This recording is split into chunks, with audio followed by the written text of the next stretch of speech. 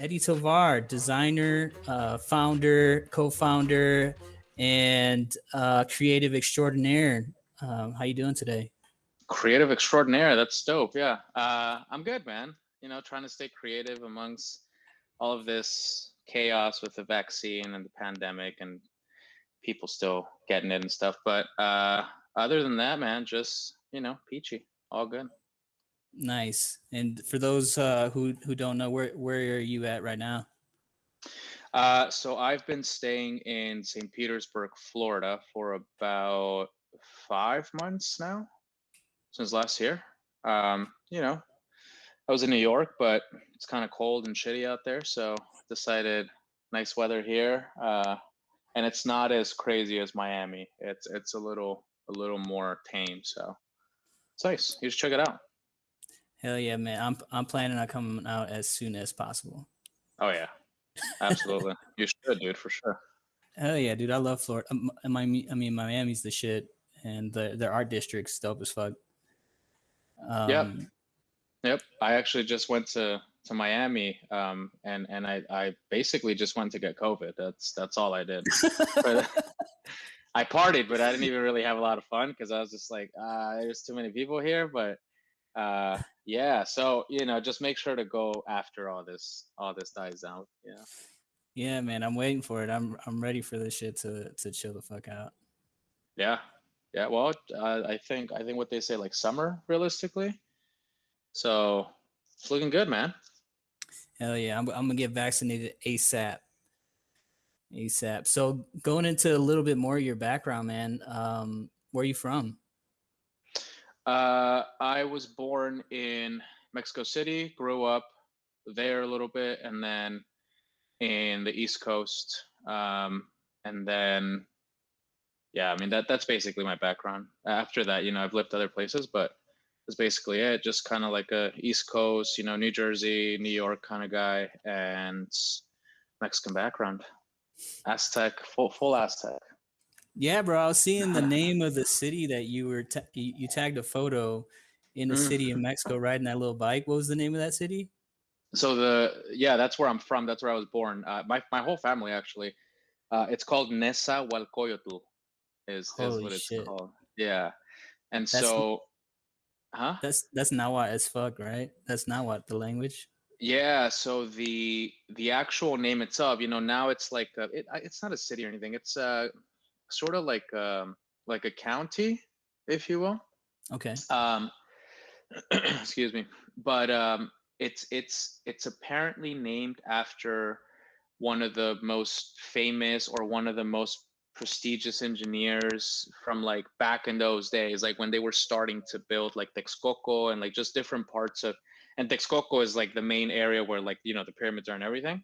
Mm. Um, they started naming stuff, and apparently the dude who like founded that he's just like a engineer, creative architect extraordinaire too. Like he's crazy, talented. So yeah, man, that's where I come from.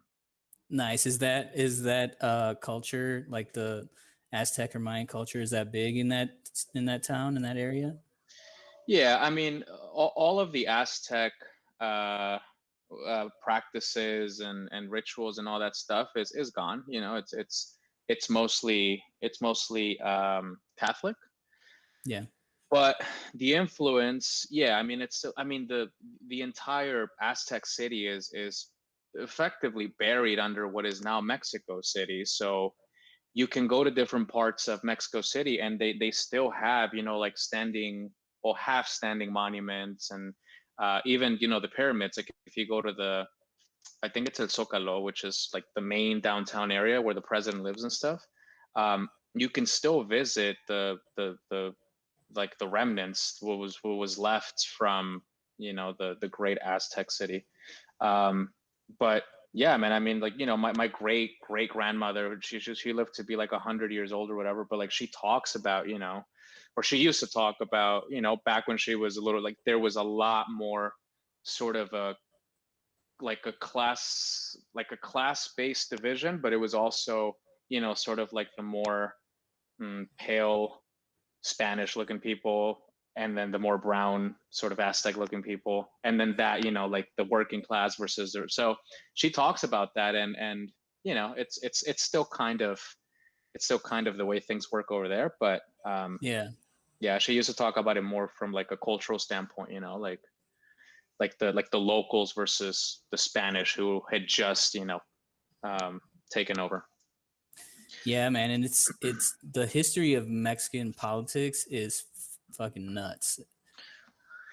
Yeah, man, I would lie to you if I told you that I know much about it, but Yeah. I do know about some of the what's betrayals, for the lack of a better term, from even just people from what used to be, like the old Aztec city. But yeah, it's even now there's a lot of corruption too and stuff. So Yeah. um yeah, yeah, it's kind of a shit Yeah. show. Yeah, but it's so did having that and hearing those stories, did that influence you as a kid as far as your creativity or anything? Yeah, man, I mean, it's hard for it not to, especially when when you go and you do a little bit of your exploration and a little bit of your research, and you start asking questions, etc. I think one of the biggest things growing up for me was I only knew about the sort of like violent aspects of the Aztec culture, like the sacrifices and stuff like that. But that, I mean, that's just such a small part of what actually was this working society. um and so now, as like as an adult and as a creative, I've done a more of a deep dive into, like, for example, I didn't know until relatively recently that Aztecs used to tattoo like large parts of their body. They were like neck, like it was just and they were very proud of their artwork. They also, really big jewels like ivory. Was it ivory? The green one. I forget what it's Jade, called, but is that what it is? Yeah, possibly. I think so. probably. Yeah, not ivory. Anyway, so they would adorn themselves and decorate themselves, and it was also, I mean, like it is now. It was sort of like the more you had, the wealthier you were, and so on and so forth. And so, yeah, I think it definitely inspired my you know body work. I have some tattoos too. Like that's an Aztec symbol, which you can't really see, but um, yeah, man, I think there's so much to draw from there. I mean, it's almost like looking at the Egyptians and all of their artwork. It's very similar. Um, Yeah. Yeah, dude, I didn't know that you had that Macawit tattooed on you. Is that yeah, that was your yeah, picture, yeah. right? No, I didn't draw this. The tattoo artist like shaded it in and everything, but I guess to those who don't know, this is more or less a symbol for war, and there's deeper meaning.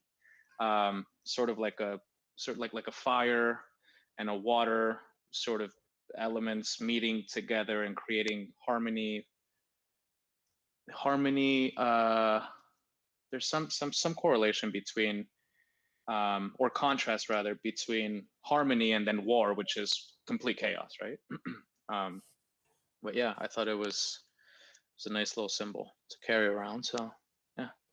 Hell yeah, bro. That's dope. And so you're hearing these stories from your great grandma. Were you pretty close with your family in general, or how was your dynamic? Or tell me about your family, I guess. Yeah, I mean, so growing up in Mexico City, yeah, we had a massive family. I mean, it was like hundreds of people. It was, and again, I think it was more than anything just because it was generation after generation um, that have been there, and yeah. Anyway, so large family, and I was very close to everyone there, but as your typical immigrant family, we had to say our farewells early, at least for me, early on. So I actually, like, we migrated to the States when I was 5, I think. So after Wow. that, I would probably say most of my upbringing was relatively lonesome in terms of, like, closeness with your family and stuff. mainly because when you migrate illegally somewhere, you kind of can't go back, so Yeah. you got to stick around for a little bit. Yeah. So we couldn't we couldn't travel back. We were obviously just doing the immigrant thing here for a little while, and then and I think that just created a shit ton of space between who my cousins and aunts and uncles became later on, and then who I became later on. I think there's such a gap between who we are now. But when I see them now, it's they're still family, like still blood. So um it is what it is. But yeah, I can't say that I'm as close to them as I was as a child. But yeah, my family is for the most part pretty tight knit, the one that lives over there. So Yeah, no, I mean, uh, as far as like, so do you remember coming here? Like, how you said you were undocumented for a minute, mm-hmm. and Yeah, yeah. how was that? Can you tell me about that? Yeah. So kind of a an interesting story, I guess. So my dad migrated here illegal, like super illegally. Like he, got a coyote and like did the thing and the other thing. So he got deported like 3 times and came Oof. back. Anyway, just hey man, we're relentless, man. We don't we Yeah. don't back down easy. We don't give up. Hey, Anyway, so he just kept coming back. So third time's a charm, and I think after 6 months, he was like, "All right, well, either like we got to figure this out." And so he planned for us to come here. And the reason I say it's kind of an interesting story is because it is a little different than I think most people. And I was incredibly lucky.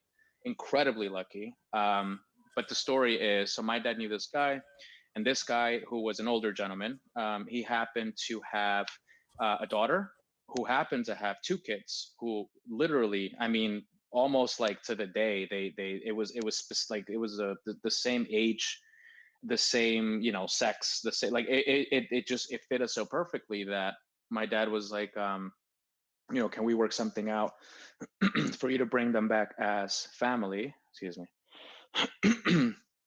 um and so anyway, they worked it out, and I basically technically came in here legally with legal papers. I mean, they weren't my papers, but they were, and so yeah, we drove to the border. It was him, his wife, my mom, myself, and my little sister. My little sister was like 1 or 2 at that time. uh and it was, it was kind of weird and kind of scary because I knew what was happening, but all I knew is that we were going to go see my dad. Like I had no idea about the legal intricacies or anything. And so as we were approaching the border, people start getting a little nervous, whatever. And so my mom's like, here, hold your sister. And so, I'm holding my sister.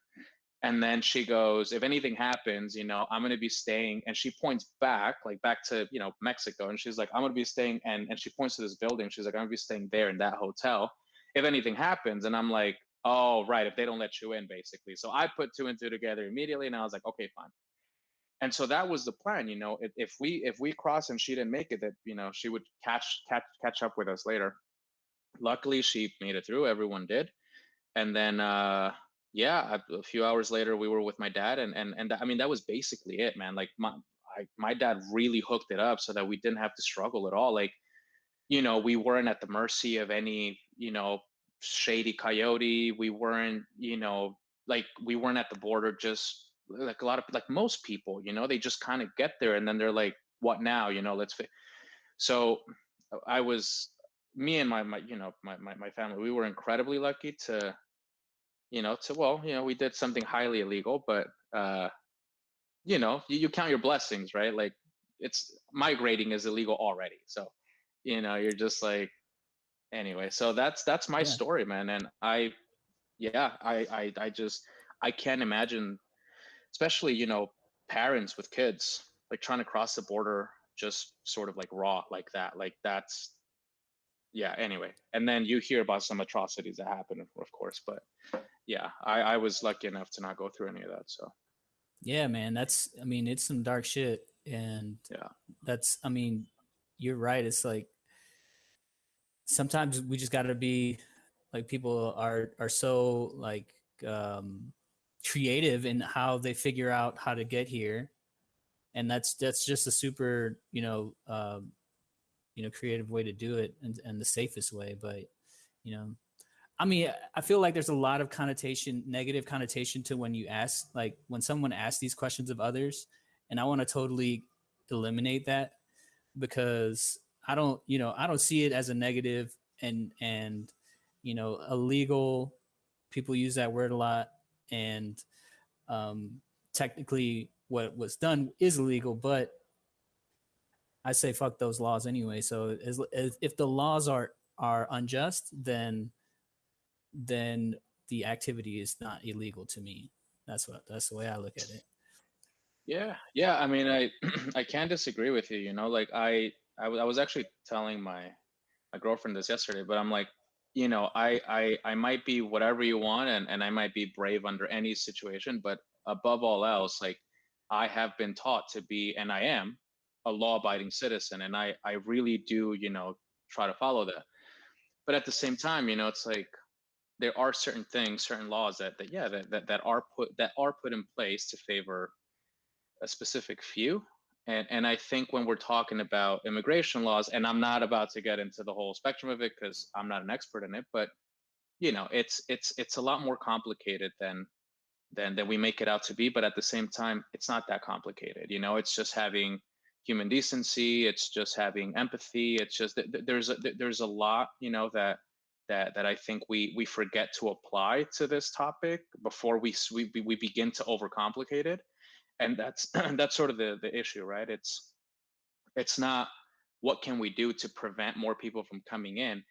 People are gonna keep coming in. Trust me, ain't nobody stopping us from coming in. Like you could put up 3 walls, we're still gonna come in. You know what I mean? Like it's unrealistic to think that that's, and then anything beyond that, deadly force, or like, well, then you're stepping into some humanitarian issues, and so that's why it's anyway. I agree with you, but well, I also agree with the fact that there shouldn't be any topic, that can't be talked about.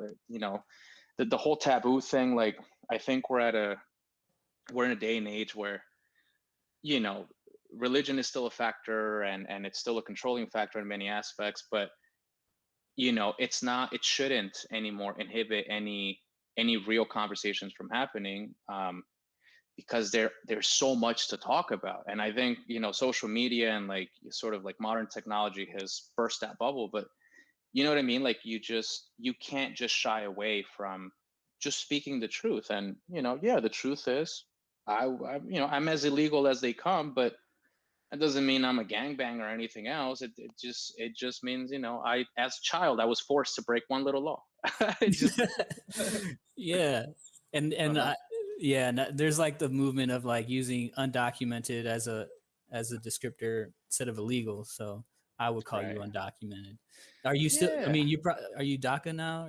Or how's that situation?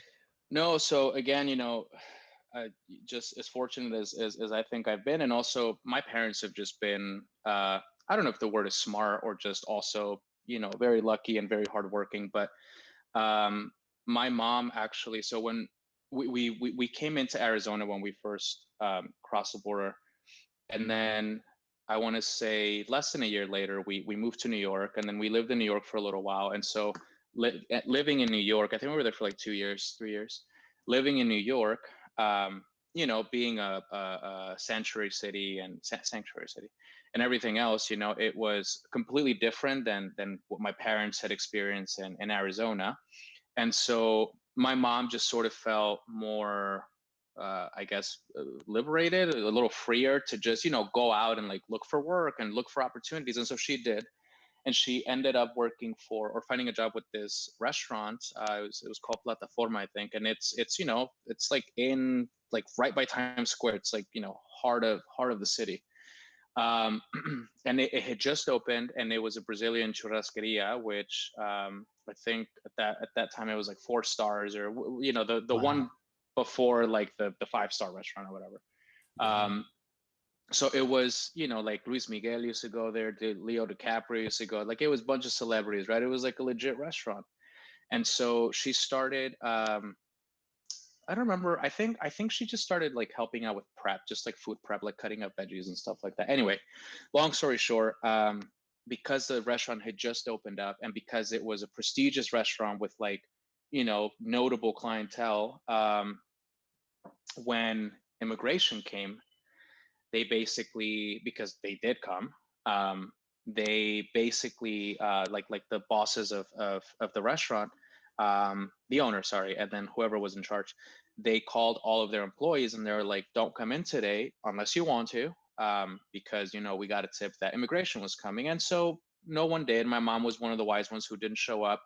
Immigration showed up, and anyway, they did what they did. And so the next day, the restaurant was like, well, if you guys want and if you guys qualify, we're going to legalize all of you, because we need a legal staff. Like we're not McDonald's around the corner where we can just churn out some new people. Like we need skilled workers. And at this point, it had been months at this point, and my mom was she was she was a skilled worker at this point and someone that they needed. And so she applied and we got a lawyer, and then yeah, we got our residency in a few years, I think like 4 years or something, and then eventually citizenship. But yeah, Ben, it was, I don't know anyone else that almost had it that easy. And when I say easy, like, I feel like my parents are gonna be like, how dare you, that shit was not easy, but but it's almost like things just kind of kept aligning. And also, again, my parents just they never backed down from an opportunity. So that's what happened. And then I think in high school, actually, I think I might have been a freshman in high school or sophomore in high school when we got our residency officially. Like we were like, we got like all the papers and everything, like. So Yeah. I still remember like being a little more mature or a younger teenager, and like being scared of even punching someone in the face who pissed you off, because if the cops come, you might get deported. Like everybody might get deported. And so I remember having that fear for a long time, just like, shit, you better be on your best behavior, because might send you back to Mexico, and I don't think I can survive in Mexico. I used to think Yeah, like I no. can't make it out there. No, it's fine. I mean, it's not your home, right? I mean, that's just not home. So taking a Yeah, kid out of his home is not, it's just not a good thought for a kid at that age. And yeah, you don't see beyond that. It's hard to see beyond that. Yeah. yeah, and so so you're it's like this family unit that you guys moved from, Mexico, Arizona, New York, and eventually Indiana, as I know. Hmm. Hmm. So that must have did it make you guys grow super close? Like like I think it's the four of you, right? Or how many Yep. people? Yeah. It's yeah. I mean, I feel like everyone knows their like their nucleus, like the that little group of people. And yeah, I mean, again, I have a big family, and I have uncles and aunts here in the States, a couple of each, so not that many. Um, but yeah, I mean, growing up, that's all it was, man. It was just mom, dad, sister, and that's it, and me. Um, and so I don't know, I feel like it teaches you a lot. Again, it's a very lonesome kind of upbringing, but at the same time, like very early on, I was just not independence necessarily, but it's almost like I didn't really care if I had friends or didn't have. And then like moving around to different cities and stuff, I was like, well, I'm the new kid again, like. And at some point, like I remember when I moved to Indiana, I went to Jeff High School. It was my senior year, I remember. And I just remember I basically just disassociated. I was like, fuck this place. Like those, like the Mexican kids are way too Mexican for me. Again, this is high school me, by the way, just so everyone knows. This is high You're school, good, bro. I'm like, they're too Mexican for me. And then I was like, the Caucasian kids, like they probably don't even like me. And so you're just kind of like, I'm just this oddball from Jersey who, just doesn't even want to be friends with anybody, because you're just kind of like, fuck this. And so but I feel like it makes you independent, and kind of just makes you, I don't know, just not depend as much on, or not care as much on. So anyway, that's what I tell myself. But That's a really good it's skill. sure, dude. It also, it also just, like for example, I didn't go to prom, Oh, right? So really? like, yeah, so like that's one thing where I'm like, it's not like, oh, I wish I would have gone to prom, but it's just, it happens to be sort of like an outcome of that, just not having even like a core set of friends in one place, because you're always moving and stuff. But no complaints, dude. Like, I've also just made a lot of friends on the way, which are still my friends. So Yeah. that's just what happens when you got to move sometimes, man. Well, at least for us, because prosecution is real. Yeah, bro. And sometimes you just got to go where the work is, and got to go where the cops aren't, right? That's right. Um, Yeah, so that's right. growing up, I think I feel similar in the way that I never really felt like I belonged somewhere necessarily. And I always either was in a group of like outcasts, quote unquote. I've just never been like in a clique unless like I created it myself. Yep. But and sometimes too at home, being able to, I was still sometimes could be felt like the oddball. And one of the ways that I dealt with that was secluding into music, into drawing, into things that I could do by myself on my own. Did you find creativity uh being kind of like an escape from that, or like a solace? I I started drawing very early on. I started drawing like Mario, and like I was like 5 or 6, attempting to draw little characters and stuff, and I liked it, but I was like, I didn't find it sort of like rewarding to just like copy, like literally copy the same lines and the same. So I stepped away from it, despite the fact that I liked it, and I was good, like for a 5-year-old or a 6-year-old. And so I dropped it for a little bit, and then yeah, fast forward to when I was in Jersey, and I man, I must have been like 11 or 12, so like 5 years passed by, and then that was like that it I don't even remember how it started, but I think I just had a bad day. I came home, and I think I was doing homework or something, and then I just sort of started sketching.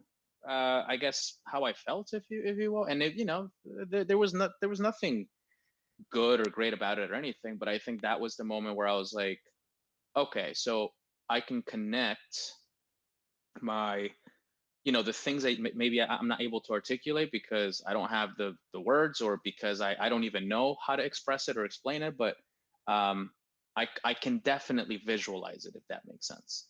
And so yeah, that was my segue into just starting to pick it up again. And then I started to do the sort of like practice rounds, like tracing, or not tracing, but just drawing from a picture or whatever. And then within like 2 or 3 years, I have a bunch of drawings from when I was a teenager, and it became an outlet. I mean, it was like, come home and just I'm mad at the world, because also in Jersey, sort of a little side comment here, but in Jersey also, because you have it's like a melting pot, but of only Latinos. At least the town where Mm. I was in, Union City, I'm talking like Peruvians, Ecuadorians, Puerto Ricans, like everything under the sun. Latin America is there, right?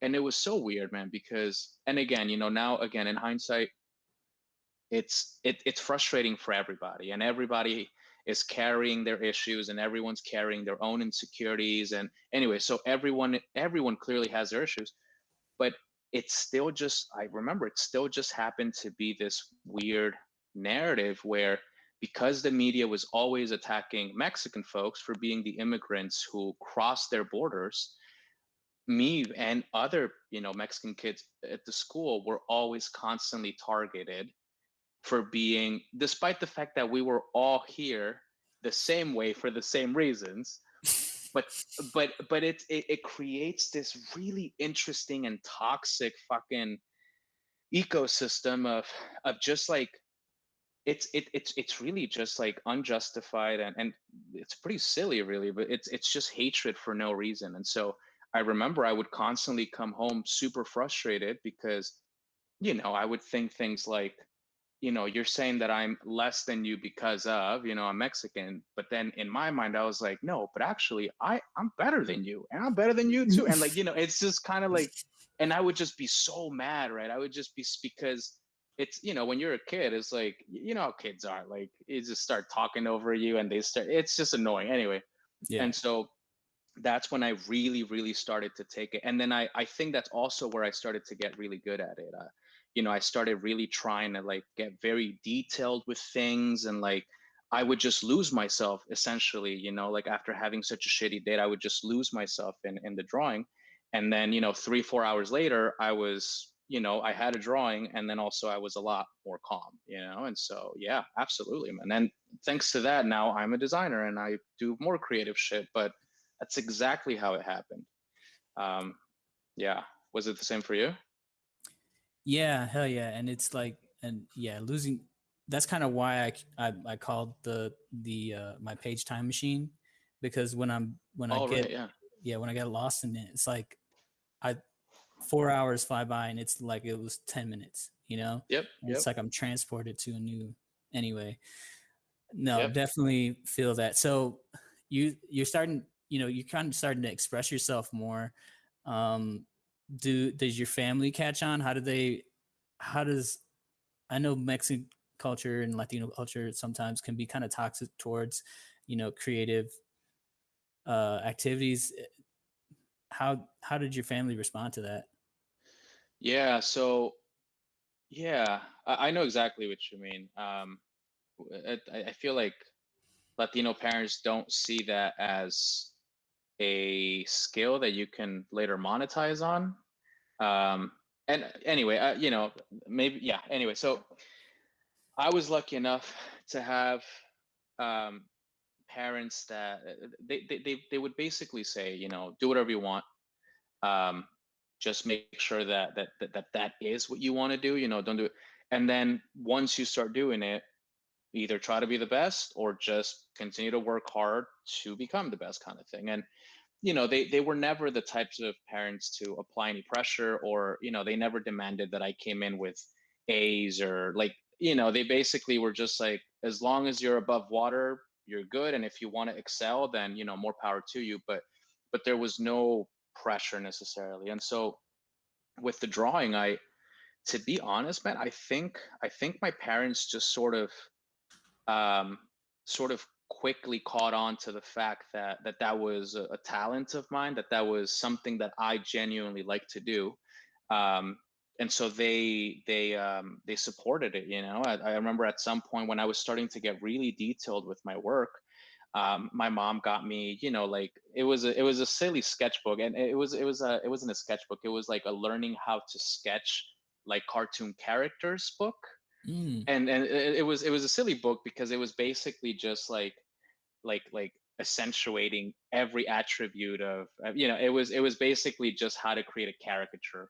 And I've never been into drawing caricatures necessarily. I've always been drawing like, I don't know what it was, but like a lot of my drawings have, just really a lot of details and like the muscle fibers and the shadowing, and like they were just very sort of like aggressive in their detail and stuff. And so my mom, again, she realized, made a mistake with that book. So then she, took me back to the art store, and she started asking about like graphite, pencils and like different. So they were not just supportive, but I think if I would have wanted to pursue drawing or painting or something like that as a full-time job, I think they would have been incredibly supportive of it. So again, just good parenting, I guess, with them, just very supportive and no pressure. And so I think it just allowed me to pick and choose when I wanted to draw, for what reasons, and then if I didn't, do something else. So it kept it open. Yeah, it kept it open. But yeah. That's dope, man. Um, so this is kind of like high school time. When did you like decide, all right, I'm going to pursue this full time? And how did you decide what to do after high school and choosing, your education after that? So yeah. So in high school, I was at this point I'm really good at drawing, and I'm drawing like uh I don't remember drawing terms specifically, but like a real life photo, just basically drawing that same real life photo, but with the same real life, details. And so I started getting not just detailed, but very precise and very just very good at drawing in general. But I was still, drawing from a picture at this point. Like I was just trying to refine that. I wasn't necessarily doing any more like original work. I wasn't as mad anymore. So I wasn't doing that anymore, but my skills were pretty high up just because I'd been, drawing for so long at that point. And so I remember when I started Ivy Tech, actually, because that right out of high school, no university would take me because I think it was like a 1.9 GPA or some shit like that. Yeah, that's what I graduated high school with, 1.9 GPA. And Nice. so yeah, that's something.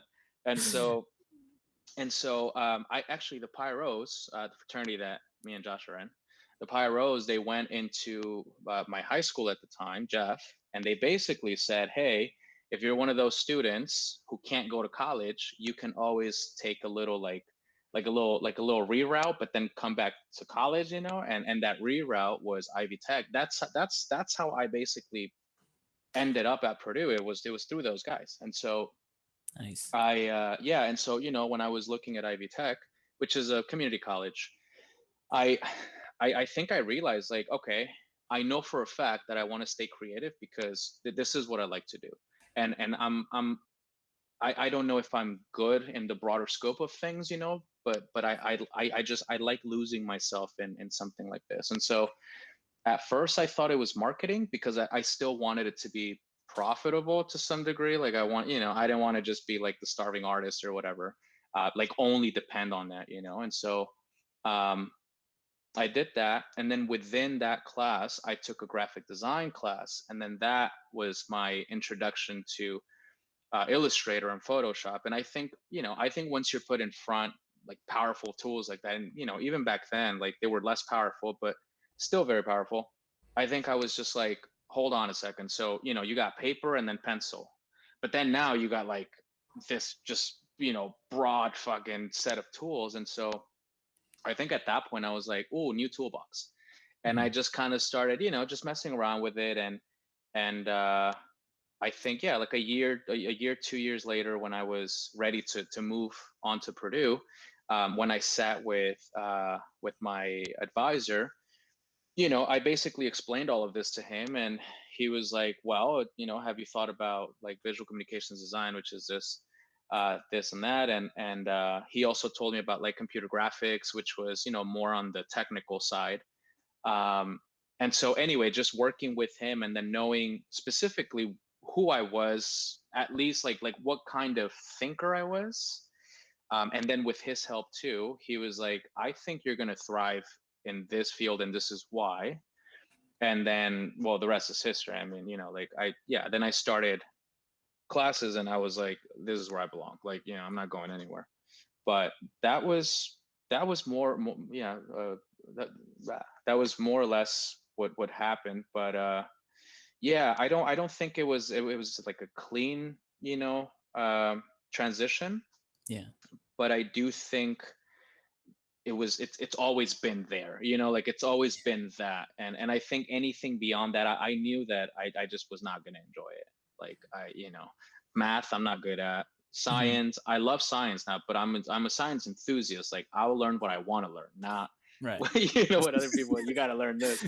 Yeah. And so yeah, that's where I am now. I knew that being an analytical thinker, or like I'm not a problem solver like that. I can't, follow a specific formula like that. So yeah. Oh, that's dope. And so for a little bit more like background, I'm so Indiana, that's where me and you met, Mm-hmm. school in Purdue University, in Mm-hmm. a town called West Lafayette, which is neighboring to Lafayette, which is where you were going to school, right? High school, Before, yep. yeah, Yep. high school, and okay, yeah. So Uh-huh. just And want yeah. to And clarify then that, Ivy Tech too, but yeah. Mm-hmm. right? No, dope. Yeah, definitely. So you're so now you're in Purdue. You're Latino. You're in design degree. How was that experience? At Purdue.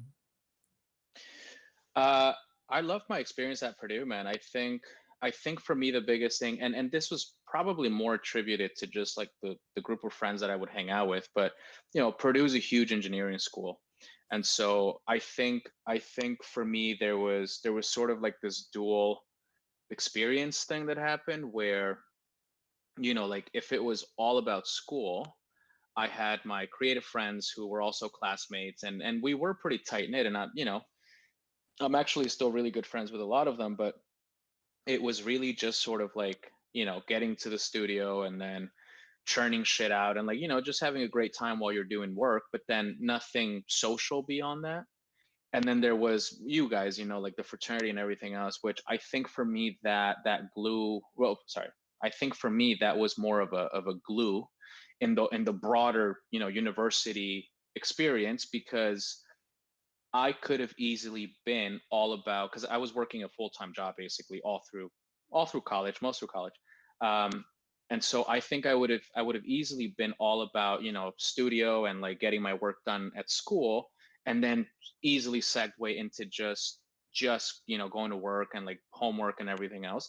And so I think for me what really made it a full university experience was the fraternity, and also just opening up to like-minded people, really. I mean, it goes beyond just being Latinos, like, oh, we were born. It really, I think it kind of boils down to some deeper, like, just your life experiences, and the way that you've interpreted people's behaviors towards you, and vice. It's just it's such a complicated thing, but that's the best way I can explain it.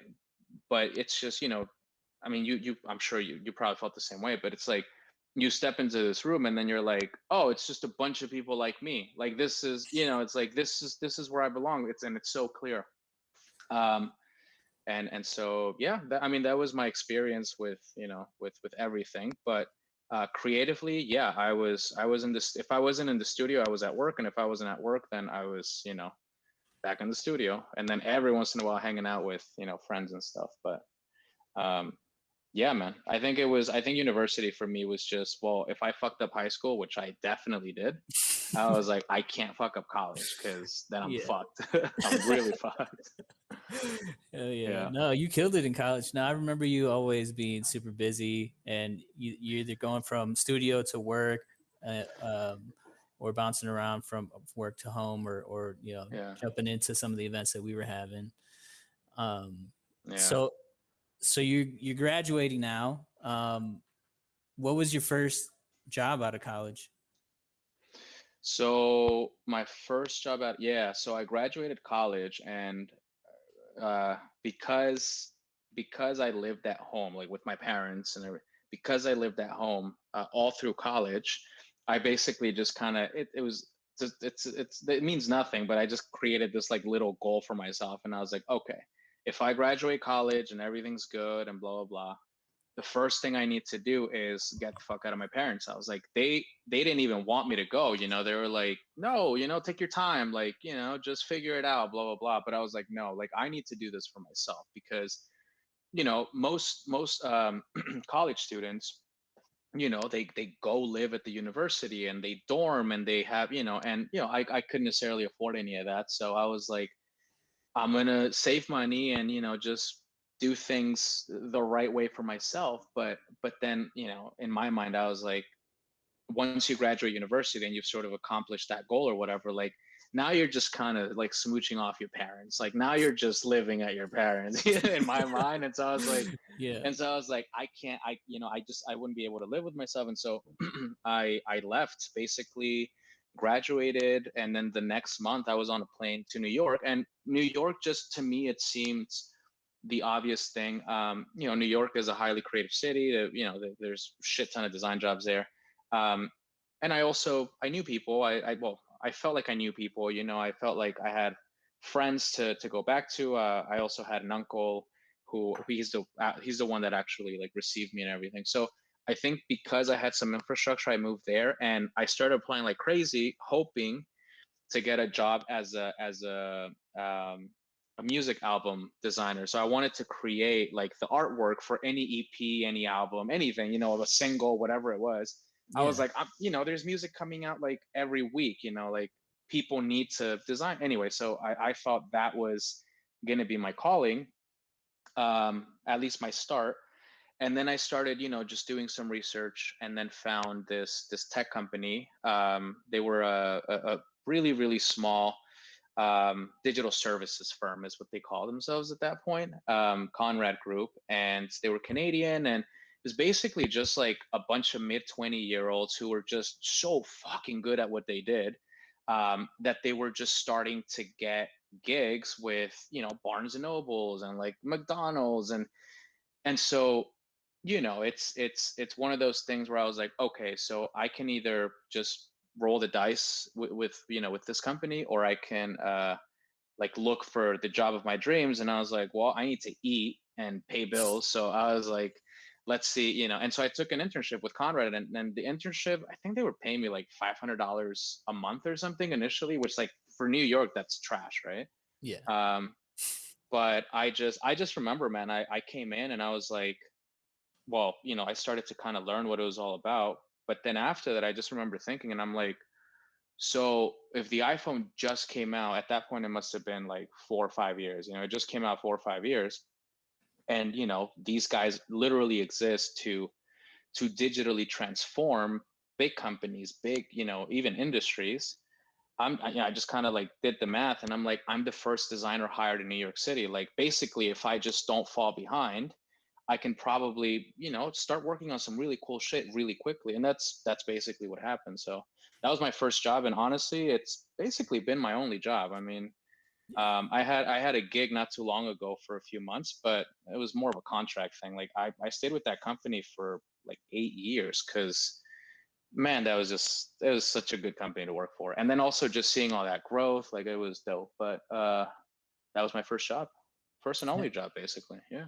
That's dope. And so at this point, they they were pretty much just inventing, not, I mean, they is a weird word, but what the UX UI like Hmm. industry was just being invented, right? Is that kind More or of the truth? less. Yeah. Yeah, more or less. So I think like modern practices were starting to be like defined and implemented and tested and shit. Because like human-centered design, for example, that goes back to, you know, like physical human, like ergonomics and shit, like the mouse, the keyboard, like, you know, Yeah. those are sort of the areas where like human-centered design started. But when app design, so, well, when I started at Conrad, I guess I'll start there rather than give you some random history lesson. But when I started at Conrad, I mean, even Conrad, like, they would use UI and UX almost interchangeably. Like, it Mm. like they were basically the same thing, but a few nuances, you know, different. And I remember immediately, you know, after just doing my own research, like, you know, I was just very curious, and like also, you know, just trying to like do a good job and whatever. So I did like a full deep dive, and I immediately realized, I was like, well, look, they don't know this yet, because no one really knows this yet, but I know that, you know, like, this company is doing things like this, and this company calls this, and so I kind of just started sort of like mapping things together just for my own personal understanding. And I think what ended up also just helping me a lot was when we would go to you know, like pitches or meetings or stuff like that. Me being able to create those distinctions and like clarify that for people, I think was a huge selling point for us, because it almost like validated our broader expertise as an agency, even though we weren't exactly practicing what we were preaching like right then and there. um, And so, yeah, man, I mean, before it was like UI and then UX, and that's how people addressed it. It's almost like the wireframing and then the visual stuff, and then later on you're like, well, no, it's actually more like that. But yeah, it's been, and even now, man, like I feel like, I mean, I haven't been at Conrad or in Conrad for almost a year, and like I feel like I'm almost starting to like just forget some of the best practices from today, or I'm sure there's a bunch of new shit that's been coming out. And so yeah, man, it's an evolving industry, and it's going to evolve even more with like ubiquitous computing and shit, and like I don't know, other mediums, AR, VR, and stuff. Like it's gonna get wild, like fun wild, but it's a lot of room for activities. Hell yeah. Yeah. No, that's no, that's really dope.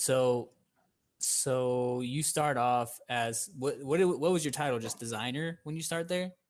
It was visual design intern. It Oh, wasn't nice. even it wasn't even UI. Yeah, it was just visual design. Cool. And so when I started talking to you about changing careers, you were already a project manager, right? Or When was it? Like last 2 years ago? like a year and a half ago, like something like that. Yeah. Yeah. So at that point I was running the New York office, well, the creative Wow. departments, and then uh yeah, I mean, growing or running as in when I first started, and then all the way till I became like a senior designer. Um, we had 1 to 2 designers in New York City, but then I was constantly working because we had a big design team in Toronto at that time, and so I would go to Toronto, almost like monthly, um, or more, to work with the team and to just sort of just operate. Um, but when you called me back then, yeah, New York office was basically going through like a massive expansion at that point, and so we were just hiring like just one person after another. And so when I left, there were, I mean, in Toronto, like 20 designers, 15 to 20 designers, and then in New York we had like 8 designers at that point, like trying to hire the other two because we wanted a team of 10. um, and then I shortly after I decided to leave. But yeah, I was a manager for almost 2 years, give or take. That's dope. And so how was that process like growing into that managerial position? Like, is there any like success like stories that stand out or horror stories or that? Sure. Yeah. I think for me, the most challenging part was, um, how do I explain this? Like transferring knowledge, if that makes sense. So I've always felt it, and this is before I became a manager, but I always felt like if I wanted to empower, anyone else or whatever it was, that, I could sort of sit with them, and then I could teach them, or I could, like almost do it for them. Is it used to be my approach back then, and then I started realizing, well, that's too time consuming because you can't sit with everyone all the time, and then it became basically like just me slowly trying to understand, well, what's the best way to still transfer knowledge but not have to sit side by side with someone all the time for X amount of time. And I think for me it was like that big moment. I think what I realized is that if I'm able to, as I'm digesting content and digesting new information, if I'm also able to just send that same information over to other people, I think I can be successful in doing what I need to do, right? And so, and by the way, this is something that she doesn't know, that she kind of showed me this, but this girl I used to work with, she's a dear friend now. Her name's Teresa. And at first we butted heads because her approach was very technical and my approach was more like free thinking, just like, oh, we'll figure shit out. And she was very like, she's organized, and she's a good manager, I think. Like she really is. And so I learned that from her because she just started excelling, just fucking like skyrocketing up. And I was like, hold on a second. Like, let me see what she's doing. And I think that's what, you know, that's what made a huge difference for me, because then at this point, I'm not just coming up with dope shit, you know, I'm not just like trying to be the most creative dude there, but I'm also just, as I'm learning, I'm also sharing things with the rest of the organization. And then it basically became the foundation for me to then start to try to make some real changes, because I wasn't necessarily just using my words. I was saying like, well, you remember this thing or this piece or that article, or you know how Facebook's doing shit, or Google, or whatever it was, you know. um, and it just, it, you know, it served as a direct source, if you will, to whatever it is that I wanted to implement. And it just, I think that's what helped my success, I guess, or my trajectory. I think, I don't know about success, you'd have to ask Bill, but um, yeah, I think that's what helped, you know, just knowing how to do that. And it made a difference. Oh yeah. And so before we get into like what you did after, like what was the most, what was like the most standout like client or like project as far as your, to you? Huh. Let me think about this for a second. The most standout projects. So, okay, so question for you. So, do you mean specifically like UX UI, or because there's a branding one with UX UI, and that was an eye opener for me. So I'll just go with that one. So, Okay. um, yeah, I think that's it. So I've designed a lot of products, a lot of websites, etc. There there have been, um, you know, a handful of projects that were just so complex, right? That I mean, me and then whoever I was working with, the team, like we had to effectively break things down just to put them back up together for like 3 months. I mean, and it was like 3 months of like putting shit on walls and like, you know, spread. Anyway, it was, you know, just research and all of that. And so I think those were very notable, but I think the biggest eye opener for me was, so this company, well, they're a professional services firm, I think is what they call themselves. Um, the name is ZS Associates, and ZS basically has been around for maybe like 28 plus years, 30 years or so. And what they do is kind of like, have you heard of like Deloitte or McKinsey? I think Um, so. Yeah. so they're just kind of like a jack of all trades, but like at the executive level, like they have vast fucking teams of people to just tackle whatever problem you have. And it could be problems. I mean, companies go to them for like, you know, we're not making money, or, you know, we have too many people, or our marketing costs are like way up high, or even, you know, like our site isn't pulling in any traffic. Like it could be virtually any issue. And this company, their job is to, you know, get a team together and solve that. And they've been very successful. And they, you know, I think their first client ever when I was working for them, or, you know, with them, was still their client. And, you know, for one of these professional services from, like, that's a big deal, you know, like that speaks to commitment and loyalty and all that shit. Anyway, so they come up to us, and they were going through this identity crisis basically, because, you know, McKinsey had just, and McKinsey is their biggest competitor, they had just rebranded. And like, if you go to McKinsey's website, their rebrand is it's masterful. I mean, it's I will be humble, and it is definitely, you know, above my grade.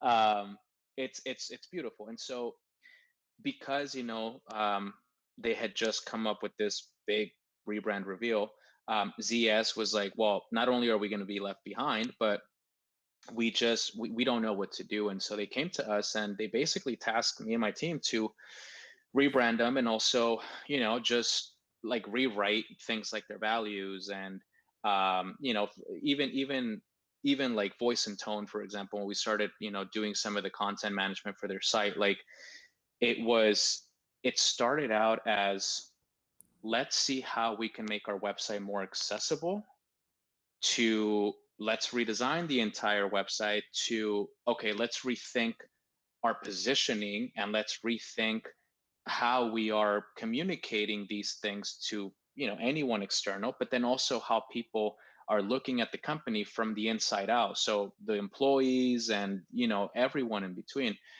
And it it was really cool, but also really, you know, just it was a bunch of shit, because really complex, because I was working with their creative director, and his name's Neil. Forget his last name. Anyway, he had been creative director for X amount of years. Like, you know, he's just been around for a long time. And it was basically, you know, for a while, it was basically like our job to convince him to bring him up, and not just convince him, but to have him on our side. And so I think that was the first time, because I've always been pitching to, you know, anybody, like executives, CEOs, whatever it is, like pitching ideas, pitching things, and, you know, we've been successful for the most part. But with him, I think it was like, I need to create this diplomatic alliance while I'm like rewriting everything for him. Like, and rewriting, I don't mean, yeah. And so, you know, it's almost like you have to prove to this individual who's been around for like years and years doing this job, that you know what's best. And yeah, man, that was, I mean, that was a challenge, because, you know, you have to position anything and everything with the utmost confidence, but it can't be false confidence, like with a pitch, which, yeah, you've pitched, you know, like you can fake it till you make it, you know. But with this stuff, it's like, no, like this isn't an assumption. Like, this, you know, like it always has to be cold hard facts, and you know, just everything needs to be well thought out, because, well, he'll call us out on it. And then if he doesn't call us out on it, then, you know, their CMO will, or their CEO will. And so anyway, so it was a very interesting dynamic. And yeah, it was just, it was probably the biggest undertaking, you know, in my recent career. And it taught me a lot, I think, you know, a lot of things that I hadn't really learned building digital products. I've never rebranded an entire, well, at this scale, an entire company, and then designed their site. And, you know, you can go to their website, zs.com. Like, it was, you know, it was everything, every detail. So that shit was crazy. Hell yeah. But yeah, it was an eye opener. But I loved it, though. You know, it was, with all the stress and everything, it was at the end of it all, like it was all worth it. You know. Yeah, dude, that's dope. I mean, that sounds like the the most important thing that you can do for a company, because when people think brand, people think logos, people think colors, but if it's not reflected internally, then that's all they are. They're just logos and colors. So it sounds like what you were doing is taking something that was surface level, like what shows up on a website, and trying to make that translate to the company culture, who is led by this person who's been set in stone of over an amount of years. Is that kind of what you're talking about? Yeah. So I think at the end of it all, for the team, for us, it really just boiled down, and it's based off of what you're saying. Like, it boiled down to one simple fact, and that is, you can put whatever you want on paper, and you can hand out these papers to anybody you want, and you can even tell them that they have to memorize this shit, and they will memorize it. But if they don't actually stand by those words, then there, you haven't done anything. And so what we were trying to do is, how can we create a core, right? A core of visuals, but also a core of, again, you know, almost like philosophies, like corporate philosophies, and historical relevance, and, you know, like even historical anecdotes and like shit like that. Like, how do you basically, you know, map, like basically not abstract, but uh, extract. How do you extract, you know, from all of these different areas, the most important parts, and then build this cohesive narrative that both people that work for the company already, people that might want to work for the company later on, so possible recruits, and then clients can all get behind. And that one narrative, like if you really think about, these like three sort of like segments, it's not an easy thing to do, and it's especially not an easy thing for all three individuals in terms of personas, all three individuals to understand it the same exact way. And that was the biggest challenge. It's like not just putting some nice shit on paper. It's like, how do we get people to really digest it, understand it, and stand behind it? Like really, like how do we give them a North Star basically? And that was the biggest thing for us, or the biggest challenge rather, was how do we accomplish that? And that was the bulk of the work basically. So Dude, that's so dope. That's so yeah, cool. man. Yeah, it was a good adventure, and we ended up coming up with this like 30-page PDF of brand guidelines with everything you mentioned, colors, logo, etc. But then also like UI elements, and like it's, I mean, effectively the DNA of what you see now in like zs.com, and then all of everything else that they're launching. Like it's basically coming up with that foundation. It was a trip. It was a lot of fun, but like it was just like I remember just like days and days, like 3 days, 4 days, just like in the office till like midnight or like 3 a.m. or like shit like that, just like nasty stuff. But Yes. you got to do it. Hell yeah, bro. Yeah. No, that's dope. So, I mean, that sounds like really intense, really fulfilling work.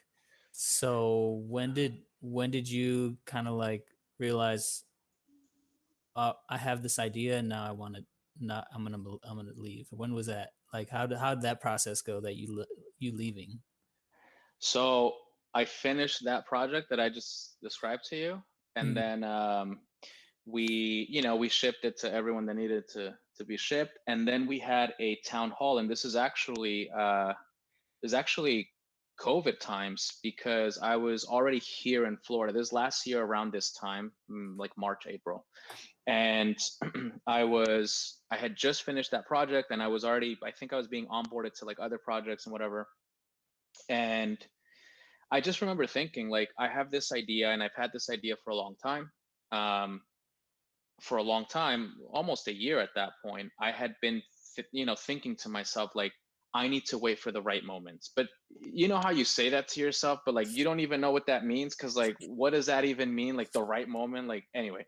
yeah. So I kind of said that to myself. And then, yeah, like COVID hit, and I was like, shit, like, I guess we don't know what's happening. And by this point, I think I had just reached my, it's not necessarily a glass ceiling, because Conrad continues to grow, by the way. And like now they have offices in like the UK and Miami. Like they're just going to be the biggest. Because anyway, they're so great. But um, I felt like I had just like I had done what I needed to do at Conrad, if that makes sense, right? Like I had done everything I wanted, and so I was like, maybe it's time. Maybe this is what I mean when I say the right time.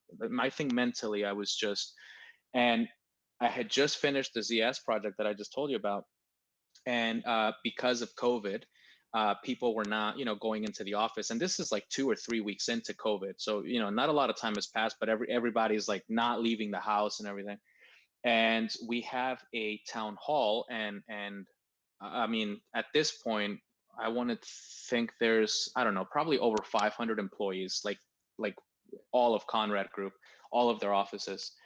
And it was basically presenting everything I just told you, to the entire company via, you know, uh, well, Zoom, I think it was, via virtual means. And I think it was that, honestly. I think it was like, okay, so not only am I, pitching to Fortune 500 companies and like doing work for all these, big clients or whatever, but now I'm a leader in this company, and I'm also, like a trendsetter, if you will. Like now the company will operate based on, some of these things that I am like rallying to the group, like not teaching, but sort of establishing, if you will, from a process standpoint. And so I think for me, the moment was, so if I can rebrand ZS, which has been around for X amount of years, and if I can, you know completely revolutionize, transform who they are, how they, not how they operate or like anything internally, you know, but like how they're viewed and how, um, you know, they almost like, how they come out, you know, or come off to the world. I was like, and I've done, you know, other shit for other, you know, big names. I was like, I can probably do this for myself, I think.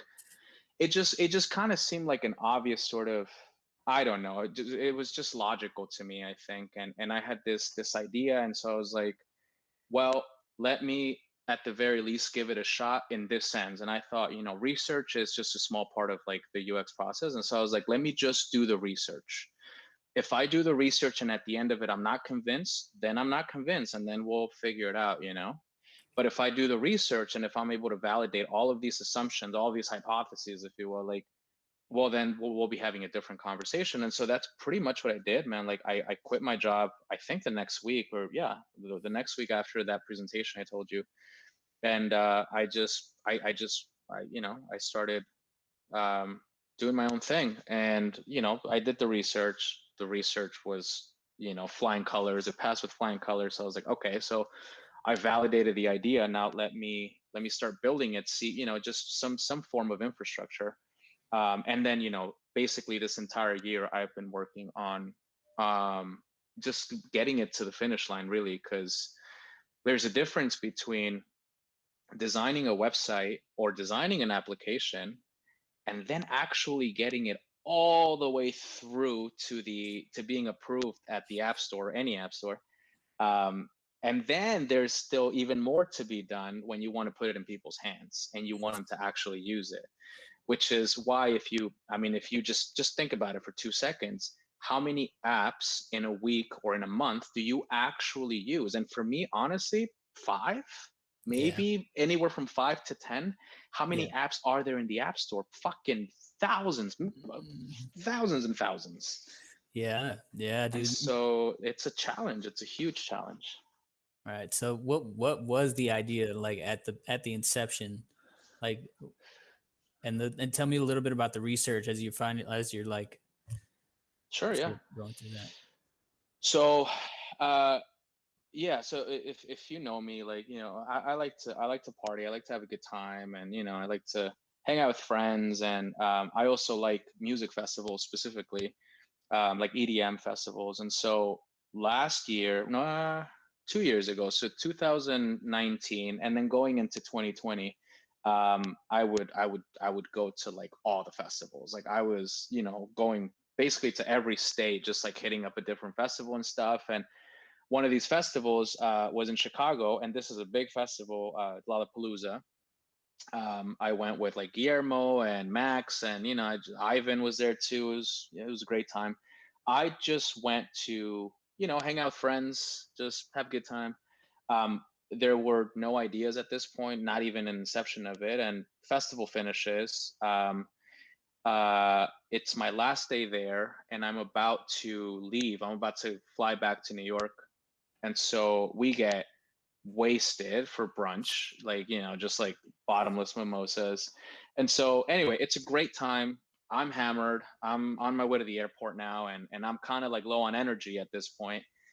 And yeah, thinking back, it's so funny. I get an Uber, and the Uber gets there, and it's just the sweetest lady ever. I think she was Puerto Rican or something because of her accent. I don't think I no no I don't think I asked her, but um, just the sweetest lady. And, you know, I'm like half tipsy, so I'm also just like extra talkative or whatever. So, you know, I'm like, hey, how's your day going? Whatever. So we start having just a beautiful, just magnificent conversation.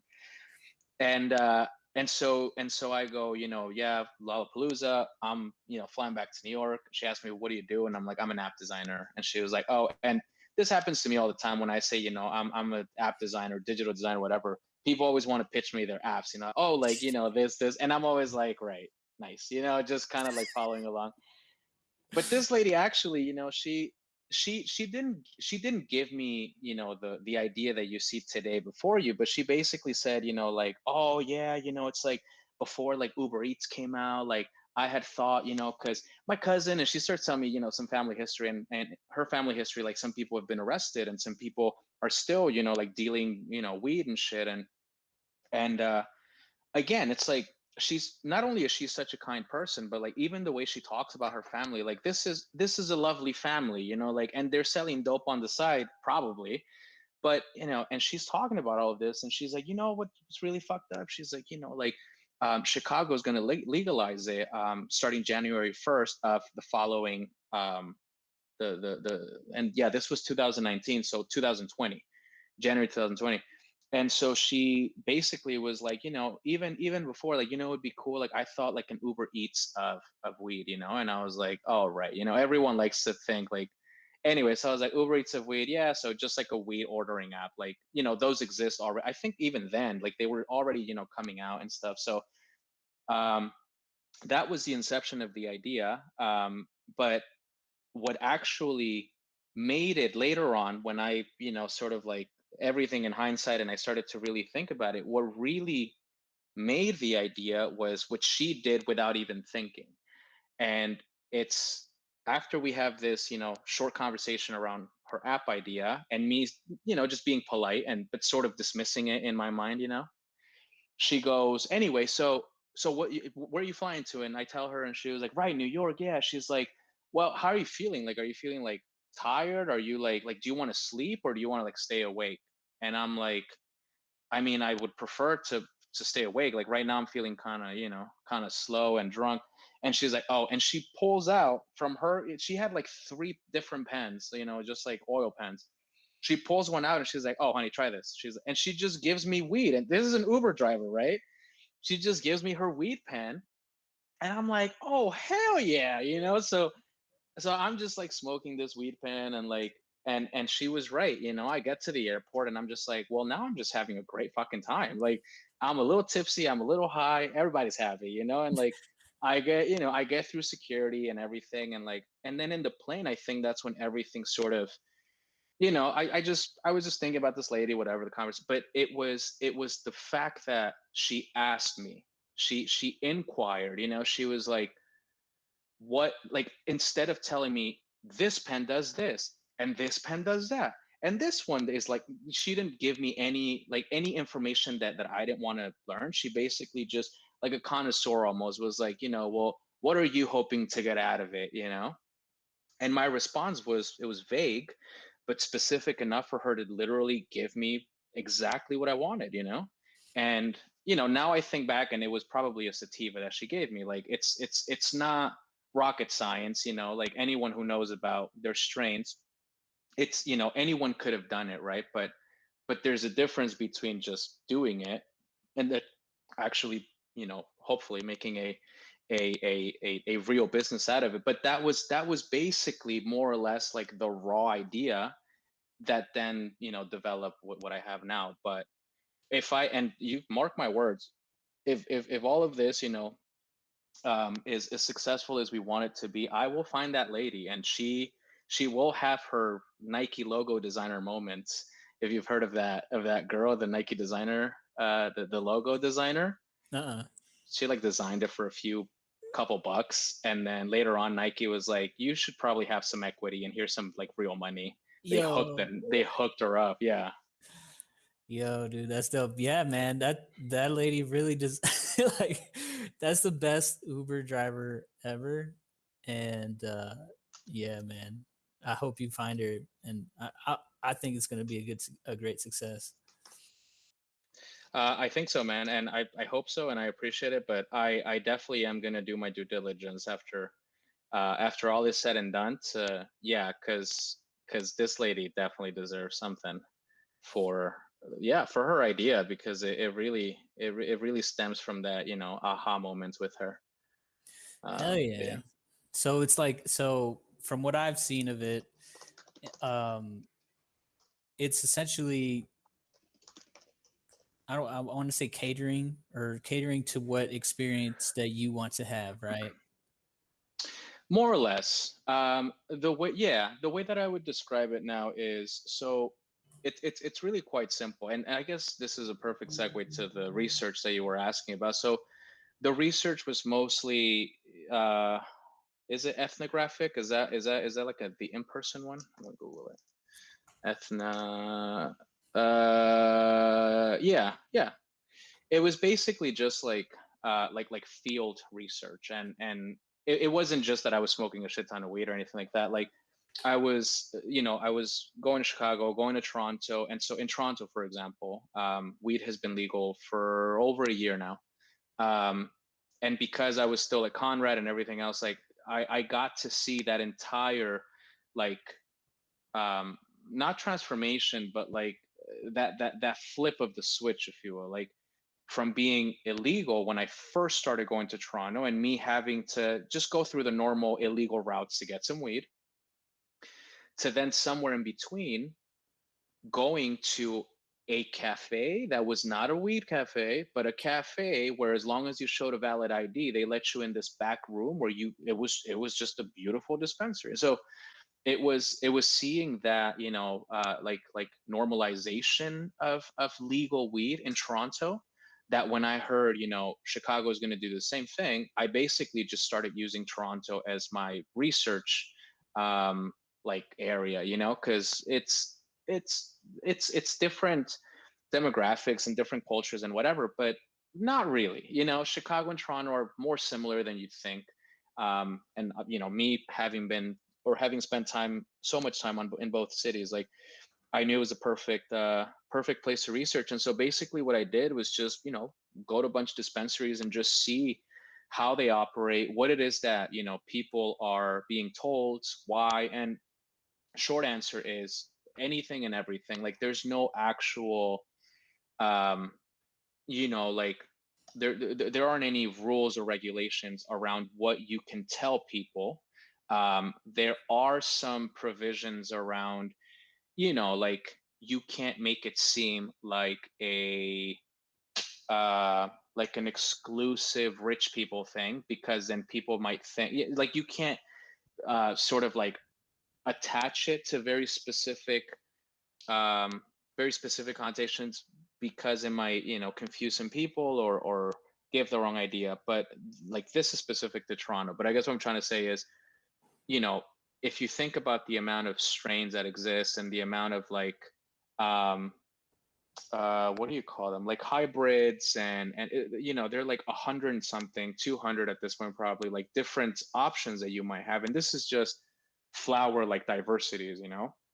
But then you also start getting into edibles and it's anyway, it's so complex, and there's so much to learn that it's really intimidating for the average consumer. And I think that was basically the aha moment from like a business model perspective. It was the pain points, if you want to think UX UI, is it's not just the fact that people haven't adopted a new habit, which is, by the way, like the holy grail of app design. It's basically like if you could create one new habit in a person's life, you've like discovered fire, basically. So you've accomplished your goal. And so we realized like no one has created any new habits. Like there isn't a weed ordering app of any kind.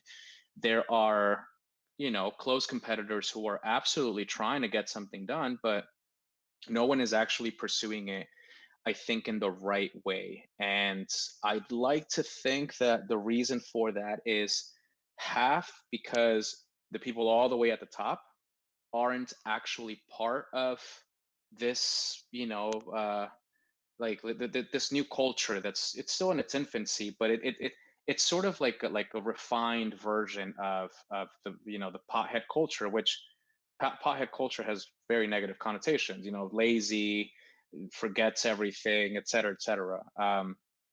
And so I think that's why it's been very difficult for a lot of these bigger players to understand that opportunity, that niche. And I'd like to think that that's what we're capitalizing on. So um, that was more or less the research stuff that I did. Yeah. I think you're on mute. Yeah. Oops. Um, so yeah, hell yeah. When you were telling me the idea, it made a lot of sense to me because I live in states that it wasn't legal. And if I ever did end up in a state where it was legal and I was presented with all the different options, it would blow my mind. I wouldn't know what to do. Um, and especially if it's on an app. So what you're doing is taking the information that you've gotten from these places where it is legal and making it as simplified as possible for people. It sounds like there's a couple personas, people that don't have a lot of understanding of weed and what experience they want to get out of it. People who are more of a connoisseurs. Is there other like? Is that kind of what you're thinking, or what? So yeah, so there's yep. I mean that's all right. Yeah. I think just adding to that, there are two key elements to like our secret sauce. If it's not really secret, but like it was, when we first started. And the first one is, so we have a very, very niche sort of experience as it relates to understanding what the best strain might be for you. And what I mean by that is, we ask basically like, what is your state of mind or your mood and your environment, your setting of, the place of setting. Anyway, basically, what's your setting, your environment, and then what's your mood. And so, we do it more tactfully and whatever. And it's not like you're filling out any forms or anything. Like that's sort of the point of the niche experience. Like it's very seamless. It's actually quite fun and visually stunning. That's what we're going for. Like something that is compelling and something that it's just beautiful to look at. But it started there. The I guess you could say like the heart of the idea was that it was, let's not prescribe people with what we think or what we've experienced, because there will always be discrepancies, there will always be inconsistencies, and with inconsistencies come bad reviews. It comes people being upset because someone at the store lied to them, basically, right? And in the research too, I realized very, very quickly that people take to heart what you tell them. Like, if especially if they're dropping $50 for a bag this big of shit, you know what I mean? Like, they take it seriously. And so it's no one's fault. It isn't. But when the dispensary worker doesn't prescribe the strain or the product the right way to the right person for the right reasons, issues happen. And then there are so many dispensaries popping up, which, by the way, like they're all small businesses. They're all competing with one another. Like, Yeah. you know what I mean? Like, it's not like a bunch of Starbucks are opening up in New York. No, it's like every single dispensary basically has a different owner. And so now you have this situation where some dispensaries are excelling because they understand good customer service. They have a curated, store in-store experience. They also have the right products, the right partners, and so on and so forth. But then there's those folks who are more in the shadows because maybe they're in the shitty part of town, or maybe their products are more just a narrower set of products, or like their selection or whatever it is. And so that's where the second part of what we're doing comes in, and that's the marketplace. So we're not just trying to convince people that our moods and our vibes, that's what we're calling them, that our moods and our vibes are like the right way to go. We also want to give dispensaries the opportunity to compete in this marketplace, but compete the right way. And so what we mean by that is, let's say right now, hypothetically speaking, you're like, well, I'm doing a podcast and I'm in a pretty chill environment, but I want to be, I want my mind to be active. I want to be able to still articulate shit and not get lost in my thoughts or whatever. Um, so you would basically say that, more or less. That's how you would answer the questions. Your mood is chill or relaxed, and then the vibe is whatever it is. And then after that, it would ask you, well, do you want to smoke or do you not smoke, kind of thing, like edibles. And so at that point, you can pick whichever route you want to learn more about, right? Or you can just say, no, like, I like smoking weed, which is what I like to do personally.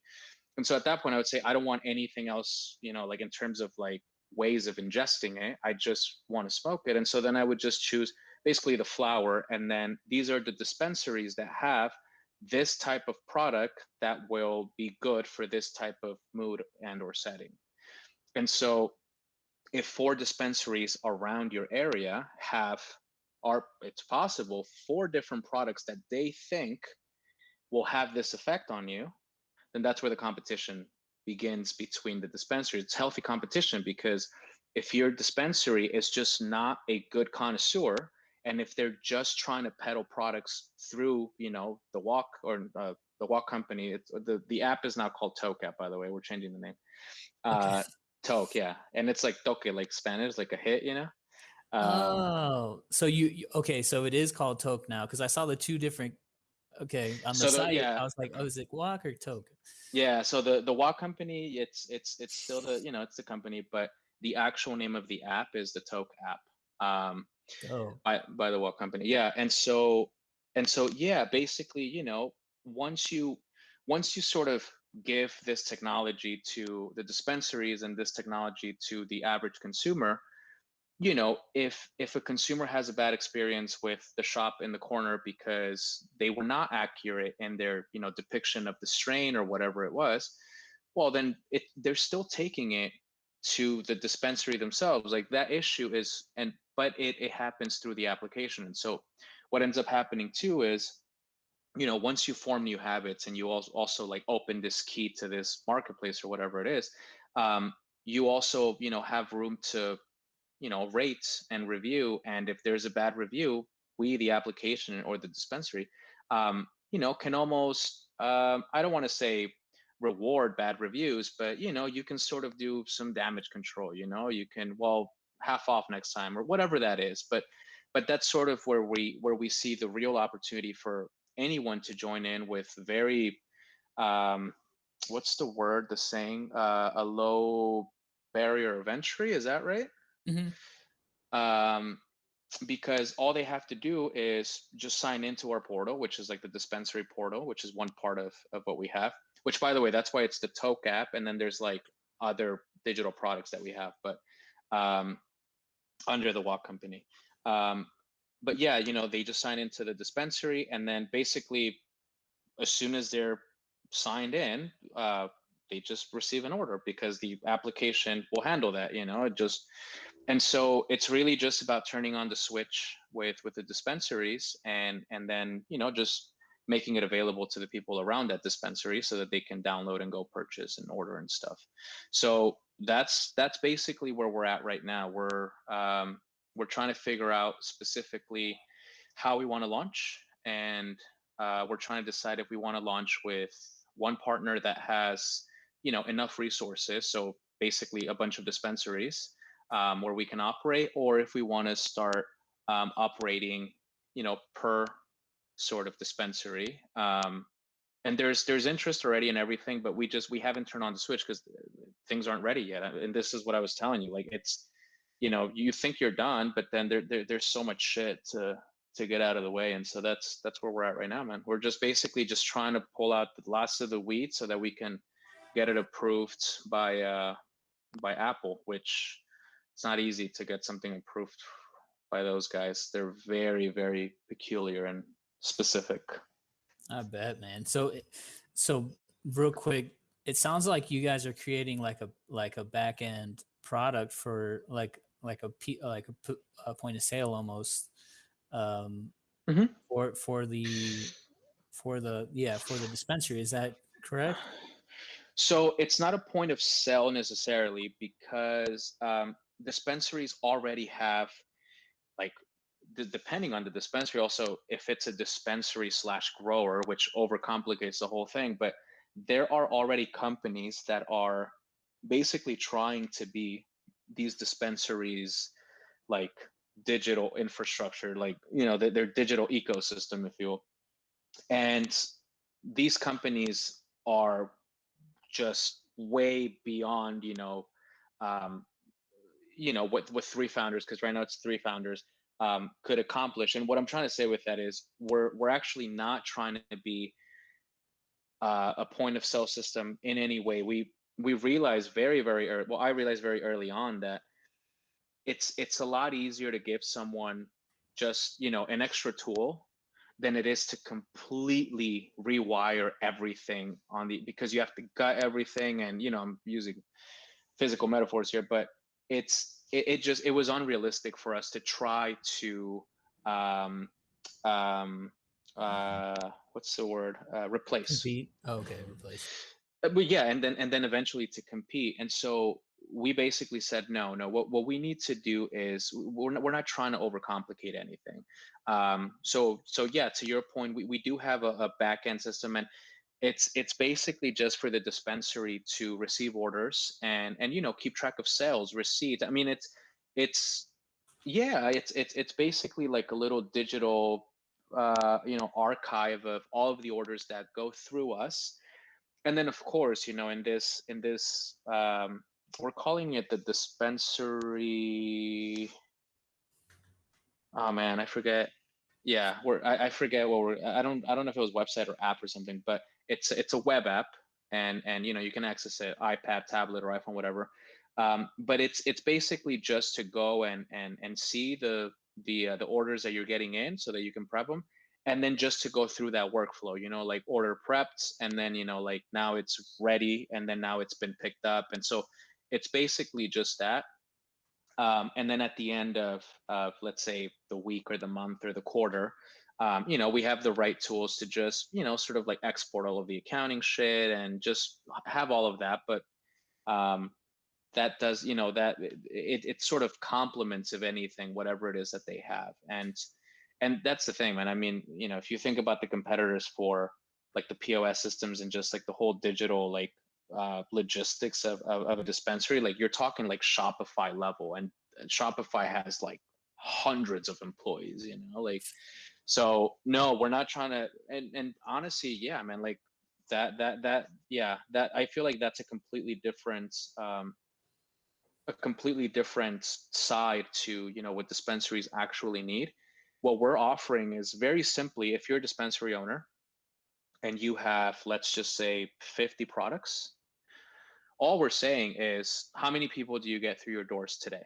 Let's say it's, I don't know, 50 people, just 50 loyal customers, right? Well, what if we make it 80 people, because we'll bring you 30, and all you have to do is just make your products available through our app, and then just sign in. And then just when people come in, by the way, we're forcing people to go to your dispensary to also check out other products. Like they don't have to just walk in and pick up yours. Like, we're bringing in foot traffic. And so, at the same time, like if you're part of the Guac Company or the Tóke App, you also get that brand equity that's attached to this bigger idea. It's kind of like why McDonald's, even, for example, they're on fucking Uber Eats. Like, why would such a massive company be? And it's just, that's why. It's because if it wasn't for Uber Eats, those extra X amount of people, they would not go to McDonald's. They would just order something else. And that's the harsh truth. It just is. Yeah. And It's like and then decreasing friction, right? It's like that's all applications are. It's basically just like the convenience of it. And even it doesn't matter what it's detrimental to, as long as it's convenient, almost. And that's the thing.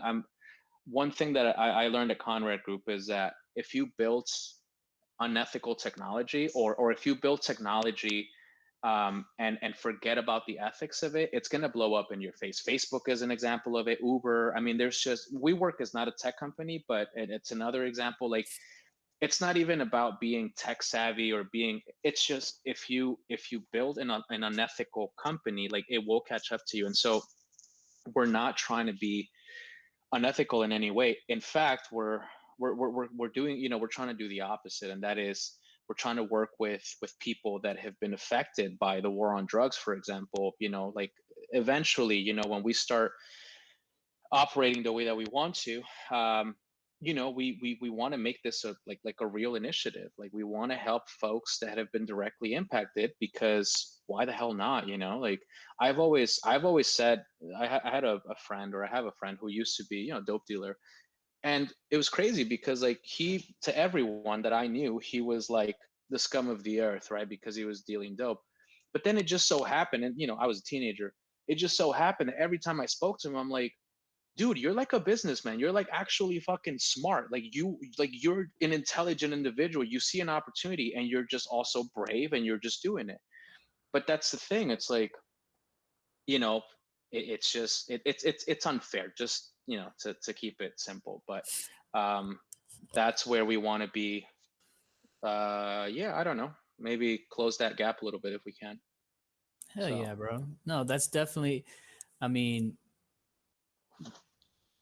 people forget that business and market and economy, like all of that was rooted in what can I, as a person in this society, help provide to another person or trade to another person for something that I need.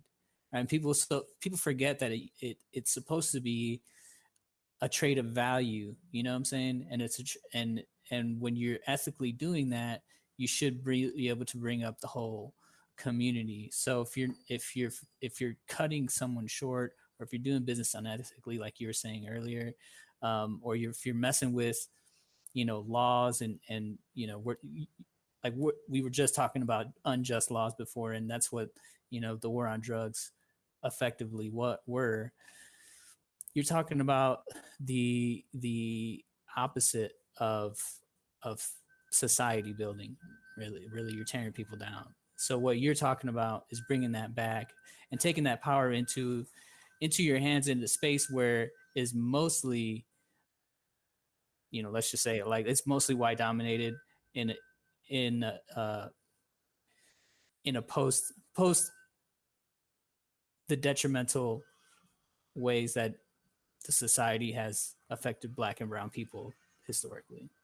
yeah, yeah, exactly, man. And well, you know, to your point, like today, the legal the legal industry, cannabis industry, is also, as with anything else, unfortunately, predominantly unjust. And so, yeah, I think, yeah, I think that's one part of it. But again, you know, it's not just oh, it's unfair and cry about it. You know, I think it's unfair and take action. And I mean, you know, the industry, like the people within the industry, the people that actually made it real, like those are the people that should be benefited the most. But you know, this is a capitalist society and people with money get dibs, and that just is what it is. But um yeah, I think good ideas and you know, good people should always, you know, sort of like never forget, like you said, you know, should always aspire to thrive on those principles. And I think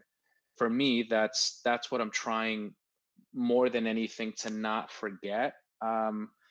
You know, sort of like the ethics behind the business, and never put, you know, revenue or just earnings before everything else, because then that's how you start making unethical mistakes. But um yeah, man, that's basically what we're working on. And yeah, I don't know if that was a good explanation. We're still, I think I told you this a couple of days ago, but we're still um refining or like redefining a bunch of the terminology that we're using, because we want to be as precise and consistent as possible.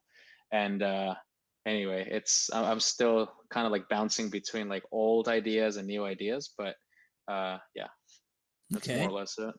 Hell yeah, bro. Well, it sounds like a cool app. And whenever I live in a state that weed is legal and they're running that shit, I'm definitely going to use it. But I guess if a dispensary, or if a weed smoker listens to this podcast and they want to look you up, where can they find you? Yeah, so we are on Instagram uh at the Guac Company. That's the handle. And then we are also just on the webs at theguaccompany.com. The guaccompany.com. That's guac, like guacamole. So Yeah, Guac, correct. Yeah, yeah, yeah. yeah. That's a So good if any distinction to make. Yeah, yeah. yeah. So if anyone's listening, there's a G in there. I'll put it in the notes and stuff, and I'll have it underneath your name and shit. But Thanks, man. I won't take too much more of your time, man. I really appreciate you joining me. Your story is really inspiring. I hope other people get inspired to be creative and create change. It sounds like that's what you're aiming for. Yeah. Anything else? No, dude, no. I mean, thank you for saying that. It means a lot. And you're a pretty inspirational dude yourself. So I think people can learn from the both of us. And yeah, man, I think, talking about forgetting and not forgetting, like when you, as you grow older, you kind of, you get overwhelmed with all of these, professional economic decisions and choices. And it becomes this, I don't know, it becomes this stew of shit where like, you feel like you're always trying, but you're never fulfilled and blah. But, at the end of the day, like if you, if you've ever been creative in any or at any capacity, like musically or artistically, or I mean, even just with ideas, like you just have crazy ideas, whatever it is. Um, yeah, don't stop doing that, because it really, you'd be surprised, if you haven't done it lately, like you'd be surprised how it just kind of helps you recenter yourself. And so I found that to be true with me, and I think you could probably say the same, now, you're living in foreign lands, just drawing and shit. So fucking jealous. But yeah, man, that's my advice, if anything. Hell yeah, bro. No, that's great advice. I'll definitely take it. Um, definitely, man. Well, I will want to have you back. I think I will want to have like recurring, people guests, and Yeah, man, hopefully, you'd be one of them if you would be so kind. And I'd love to. yeah, man, hopefully this takes off a little bit. Yeah, I'm excited. Hell yeah, bro. So you got a 6:30 coming up? No, I think it got postponed. It was actually with the other couple of founders at 6:30, but I think it got postponed. So I might just have a 7 p.m. with Peter, actually. Nice. Yeah, and Mhm. I'll join that for a little bit as well, if you don't mind. Not at all. No, I think you should, just to break the ice a little bit. Hell yeah. Cool, man. Well, I'll let you go, man. Get a little break, get some drink, get some food in you, and again, appreciate it, man. All right, man. Thank you, and thanks for having me. It was a Easy. blast. All Hell right, yeah, bro. later, man. Peace.